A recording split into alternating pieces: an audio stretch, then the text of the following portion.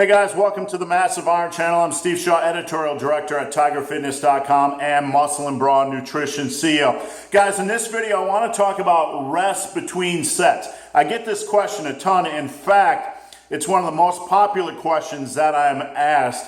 How long should I rest in between sets? So I'm going to cover that in this video. Before I get into this topic, guys, I encourage you to please check out my Q&A link below. Come on over, post your questions in that Q&A link. I answer every question posted. And I encourage you to please subscribe to my channel. Guys, I'm going to make a programming change, so just take note before I get into this topic.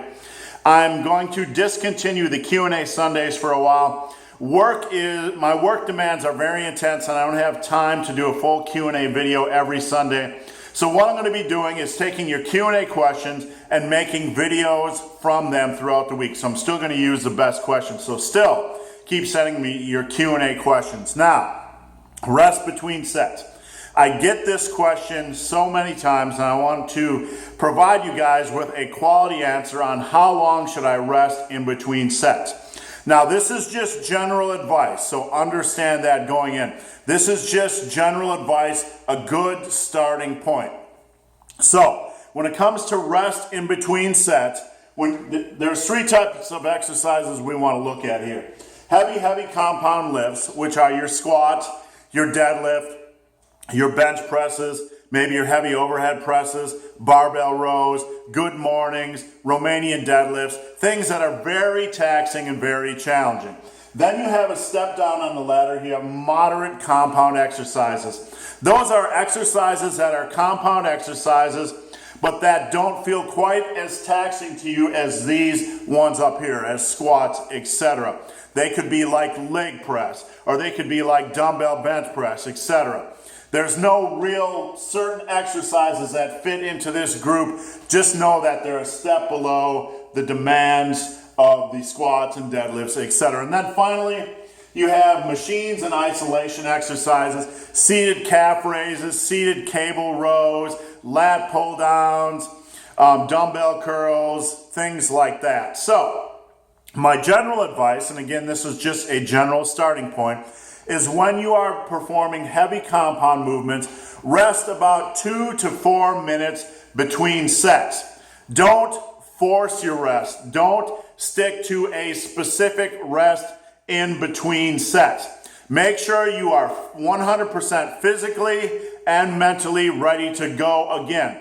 The reason for this is that you want to be physically and mentally ready to go so you can attack that next set of squats and deadlifts and have your form not break down. You want to feel mentally ready to focus on form and physically capable of performing that movement to the best of your ability. This will help reduce the chance that your form starts to slip.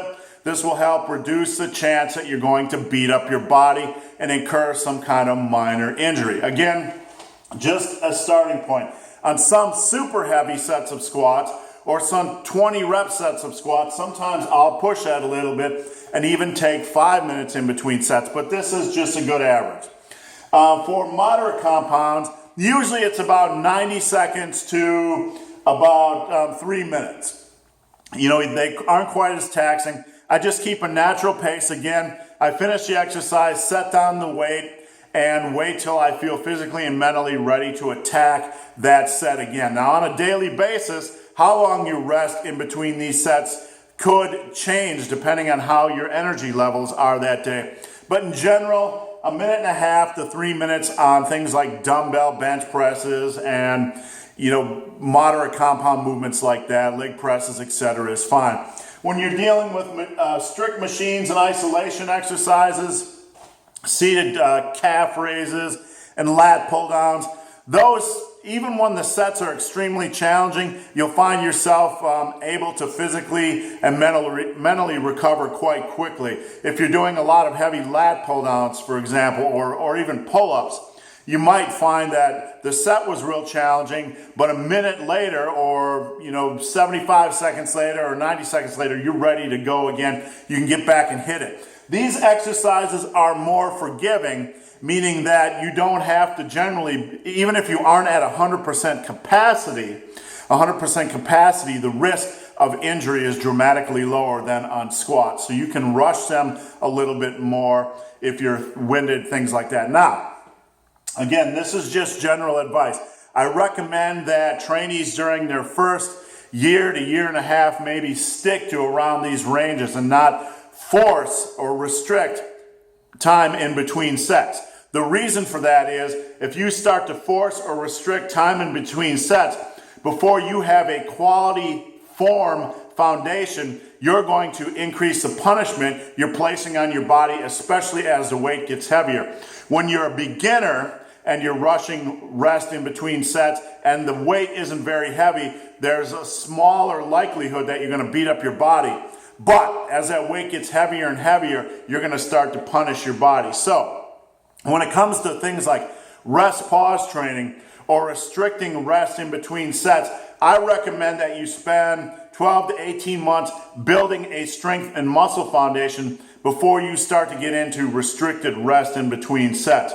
Once you understand form, once you have a greater understanding of your capabilities in the gym, if you want to start to play around with rest pause training on things like the bench press, etc., then by all means. Now, the one caveat here is on rest pause deadlifts.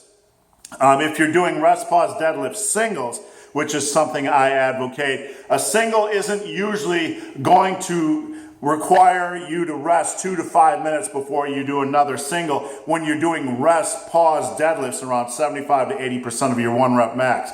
So if you're doing something like that, it might only take 15 to 30 seconds before you recover because it's only a 75 to 80% single, 75 to 80% of your 1 rep max single. So guys, hope this video has been of some help. If you have any questions or comments, hit up my Q&A link below. Come on over, post your questions. I answer every question posted. If you've made it this far in this video and have yet to subscribe to my channel, please do. I would appreciate the support. So guys, as always, thanks for watching. Have a great day.